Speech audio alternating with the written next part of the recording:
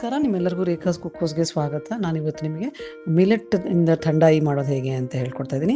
ಇದು ಬೇರೆ ಬೇರೆ ಫ್ಲೇವರ್ಸ್ನ ಕೇಸರ್, ಪಿಸ್ತಾ ಮತ್ತು ರೋಸ್ ಹೇಗೆ ಮಾಡೋದು ಅಂತ ನೋಡೋಣ ಬನ್ನಿ. ಇದಕ್ಕೆ ನಾನು ಮಿಲೆಟನ್ನು ಬಳಸ್ಬಿಟ್ಟು ಥಂಡಾಯಿನ ಮಾಡ್ತಿದ್ದೀನಿ ಮತ್ತು ಸ್ವಲ್ಪ ಹೆಲ್ದಿಯರ್ ವರ್ಷನ್ ಮಾಡ್ತಾಯಿದ್ದೀನಿ. ನಾನು ಸಕ್ಕರೆನ ಬಳಸ್ತಾ ಇಲ್ಲ ಇದರೊಳಗೆ. ಮಾಮೂಲಿ ಥಂಡಾಯಿ ಒಳಗೆ ಸಕ್ಕರೆನ ಹಾಕ್ತಾರೆ, ನಾನು ಬೆಲ್ಲ ಹಾಕ್ಬಿಡ್ತಾ ಇದ್ದೀನಿ ಇದರೊಳಗೆ. ಈಗ ನಾನು ಇದಕ್ಕೆ ಕಾಜು ಹಾಕಿದ್ದೀನಿ ಕಾಲು ಕಪ್ಪು ಬಾದಾಮಿ. ಅದಾದ ನಂತರ ಒಂದು 2 ದೊಡ್ಡ ಸ್ಪೂನಷ್ಟು ಕಸಕಸೆ ಹಾಕ್ತಾಯಿದ್ದೀನಿ. ಇದು ನೋಡಿ 2 ಸ್ಪೂನ್ ಕಸಕಸೆ. ಇದಾದ ನಂತರ ನಾನು ಇದಕ್ಕೆ 1 ಸ್ಪೂನಷ್ಟು ಮೆಣಸು ಹಾಕ್ತಾಯಿದ್ದೀನಿ, ಇದು ಕಾಳು ಮೆಣಸು. ಇದಾದ ನಂತರ ಸೋಂಫು ತಿಂತೀವಲ್ಲ ನಾವು ಊಟ ಆದ ನಂತರ, ಆ ಸೋಂಫನ್ನ 2 ಸ್ಪೂನ್ ಹಾಕ್ತಾಯಿದ್ದೀನಿ. ಇದಾದ ನಂತರ ಇಲಾಯ್ಚಿ ಅಂದರೆ ಏಲಕ್ಕಿ 1-2 ನೋಡಿ ಈ ಥರ. ಇದ್ರ ಜೊತೆಗೆ ನಾನಿವಾಗ ಕುಂಬಳಕಾಯಿ ಬೀಜ ಸಿಗುತ್ತಲ್ಲ ಅದನ್ನು ಹಾಕ್ತೀನಿ. ನಿಮಗೆ ಬಿಳಿದು ಸಿಗುತ್ತಲ್ಲ ಅದು ಬೇಕಾದರೆ ಅದನ್ನು ಹಾಕ್ಕೋಬೋದು, ಇಲ್ಲಾಂದರೆ ಈ ಥರದ ಕುಂಬಳಕಾಯಿ ಬೀಜ ಇದನ್ನು ಹಾಕ್ಕೋಬೋದು. ಇದಾದ ನಂತರ ಇದು ನಾನು ರೋಸನ್ನು ಮನೆಯಲ್ಲೇ ಒಣಗಿಸ್ಬಿಟ್ಟು 2 ಸ್ಪೂನ್ ಹಾಕ್ಕೊಂಡು ಡ್ರೈ ಪೌಡರ್ ಮಾಡ್ಕೋಬೇಕು. ಈಗ ಇದಕ್ಕೆ ಬೆಲ್ಲದ ಪುಡಿ ಹಾಕ್ಬಿಟ್ಟು ಜಸ್ಟ್ 10 ಸೆಕೆಂಡ್ಸ್ ಹಿಂಗೆ ವಿಪ್ ಮಾಡ್ತಾಯಿದ್ದೀನಿ. ಬೆಲ್ಲ ಹಾಕಿದ ಮೇಲೆ ಭಾಳ ಹೊತ್ತು ನೀವು ಮಿಕ್ಸರ್ಗೆ ಹಾಕಿದ್ರೆ ಮುದ್ದೆ ಥರ ಆಗಿಬಿಡುತ್ತೆ.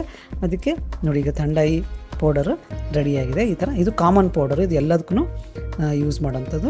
ನೀವು ಯಾವುದೇ ಥರದ್ದು ಫ್ಲೇವರು ಮಾಡ್ಕೋಬೋದು ಇದರಿಂದ. ಈಗ ನಾನು ಕೇಸರ್ ಥಂಡಾಯಿ ಮಾಡೋದು ಹೇಗೆ ಅಂತ ನೋಡೋಣ.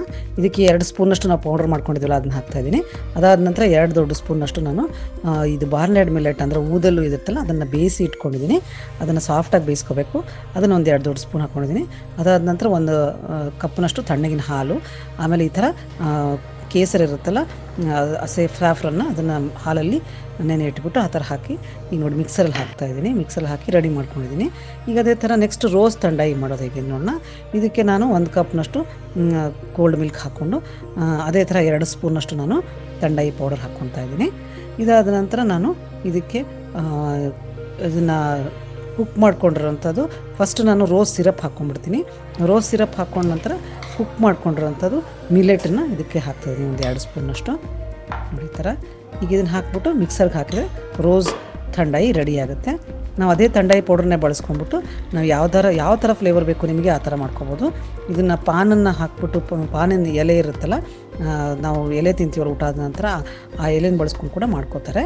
ಈಗ ನೋಡಿ ಪಿಸ್ತಾ ಮಾಡ್ತಾಯಿದ್ದೀನಿ. ಪಿಸ್ತಾಕ್ಕೆ ನಾನು ಇದೇ ಥರ 2 ಸ್ಪೂನು ಥಂಡಾಯಿ ಪೌಡರ್ ಹಾಕಿದ್ದೀನಿ.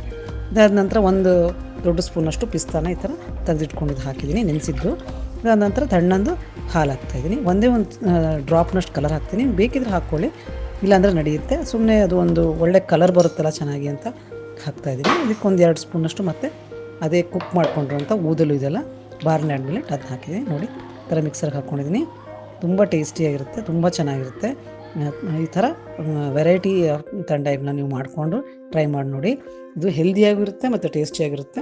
ಆಮೇಲೆ ಇದನ್ನು ಒಂದು ಸತಿ ನೀವು ಬ್ರೇಕ್ಫಾಸ್ಟ್ ಕೂಡ ಉಪಯೋಗಿಸ್ಕೋಬೋದು. ನೀವು ರಾತ್ರಿ ಊಟ ಹೆವಿ ಆಗಿದ್ರೆ ಇದು ಕೂಡ ತಿನ್ಬೋದು. ತುಂಬ ಚೆನ್ನಾಗಿರುತ್ತೆ ಕುಡಿಯೋಕ್ಕೆ. ಮಾಡ್ಕೊಂಡು ನೋಡಿ. ಆಮೇಲೆ ನನ್ನ ಚಾನಲ್ಗೆ ಸಬ್ಸ್ಕ್ರೈಬ್ ಮಾಡ್ಕೊಳ್ಳಿ. ಧನ್ಯವಾದಗಳು. Thank you very much.